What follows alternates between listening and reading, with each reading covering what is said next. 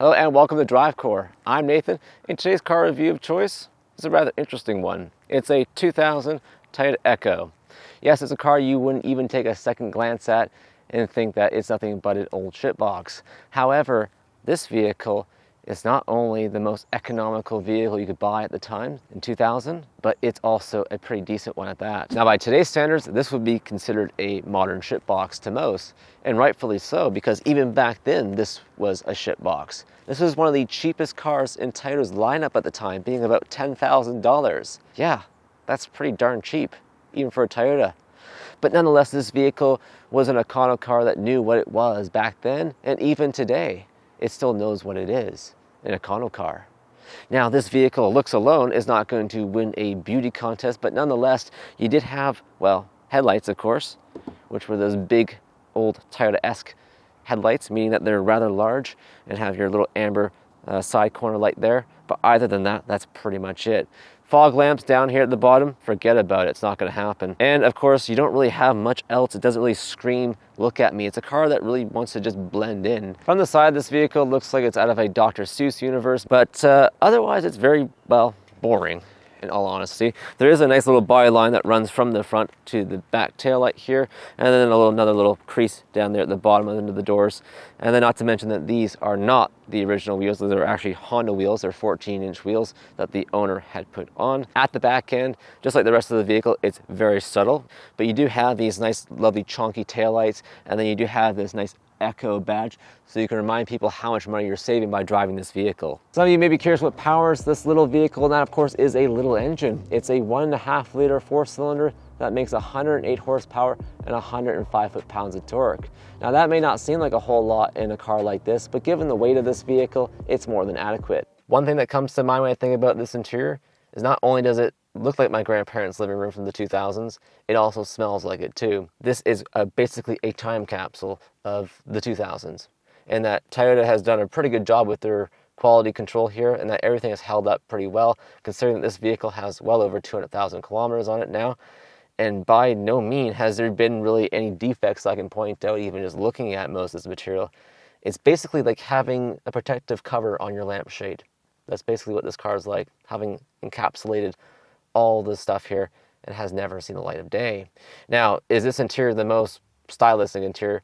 Definitely not. Of all the cars I reviewed, it's definitely on the lower end. But one thing that I always liked about Toyotas in this generation, this sort of era, is that a lot of their vehicles, they gave you these really cool air vents, kind of like the ones you have on the airplane, which makes it really nice.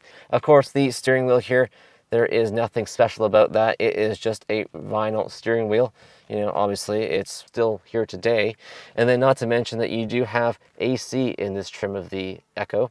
And then also you have your original Toyota stereo with a CD player. You must have paid extra for that back in 2000, so I'm sure they did. But the one really cool, unique thing about this interior is that yes, you do have your cup holders, you know, pretty much just right here at the front, but you actually have storage cubbies all throughout the front here. It's almost like a hoarder's dream. It's like the person that designed this vehicle knew they were gonna have to put things everywhere, and so they did. So they have cubbies all under here. You have one right under the steering wheel here, one over by my right knee, one over here on the passenger side. Not to mention you also do have one up above here on the glove box. And then, really cool, you do have one down below the passenger seat here. Like, who would have thought of that in a car like this, having so much storage cubbies? I mean, I guess they try to really maximize the space for this vehicle. It's kind of cool. The seats in this vehicle remind me more of a dental chair, not just because of the pattern design, but more or less just the way in that it's not really supportive and very flat. So meaning that I'm probably gonna go for my root canal next time and I'll think, oh, Toyota Echo.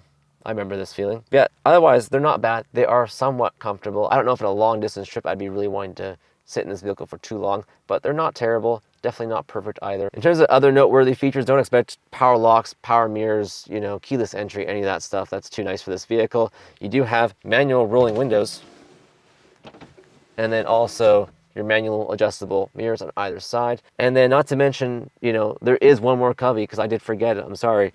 There is one down here on the driver and passenger door card, where you can fit really slim items in there. But otherwise, that's pretty much it. So let's check out the rear seats. In the rear seats, I'm pleasantly surprised how much space I actually have back here, because this is, of course, again, a subcompact car. I do have quite a bit of space here for my legs, surprisingly, and I can move them up and down. Now, I have this seat set for my height, which is 5'11", so maybe that's why I do have that bit of extra space. But nonetheless, though, it's pretty generous. In terms of features, you actually do have something surprisingly. You have these 2 map pockets on either side of the rear seats, which is actually kind of surprising in a vehicle like this. And then you have 1 cup holder, which you'll have to fight over the rear passengers for if you ever carry any. And then you have this lovely bench seat, which goes from one side to the other, which has that same nice pattern, just like the front seats. And then you have here manual windows back here as well. And then you have a shared dome light with the front end of the vehicle.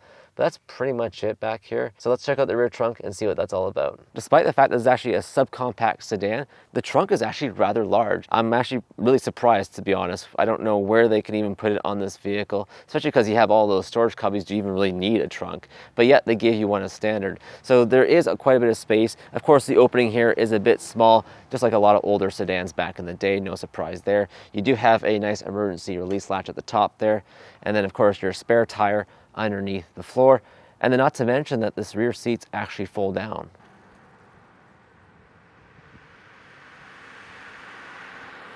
One thing I like about driving older vehicles like this, especially from the early 2000s, is that you don't have backup cameras and all that other nonsense to help you park or, you know, see what's behind you, because in this vehicle you have sort of a fishbowl effect, meaning that if you can't see what's behind you, I think it's time to surrender your license. Driving out here in the city streets, I'm pleasantly surprised with this vehicle. I mean, I've driven this vehicle plenty of times before, and even then I was surprised, because thinking about this vehicle, you know, you don't really honestly think much of it because it's just a cheap Econo box.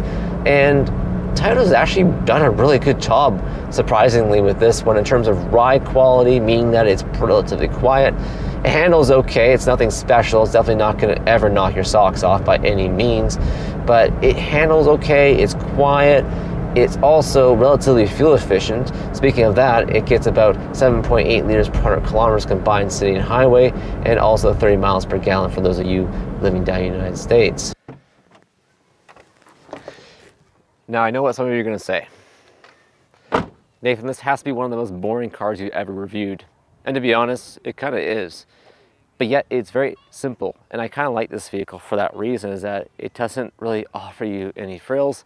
And that's okay, because a vehicle like this is doing its job. It's getting you from A to B every day, and that's quite all right.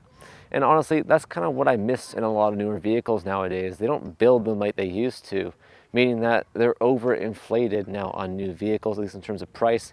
And a vehicle like this, although yes, in 2000 it was $10,000, even today, for being about probably no more than $5,000 at the very most, if you were to look for one of these, it says it all. Vehicle manufacturers don't make vehicles like this anymore because they don't want to. They'd rather get more money from you. And it kind of makes me disappointed. And it makes me appreciate older vehicles like this even more, even though this vehicle is, you know, very, very plain. And that's okay. I think we should bring vehicles like this back from the dead. At least a modern version of the Echo would be more than fine.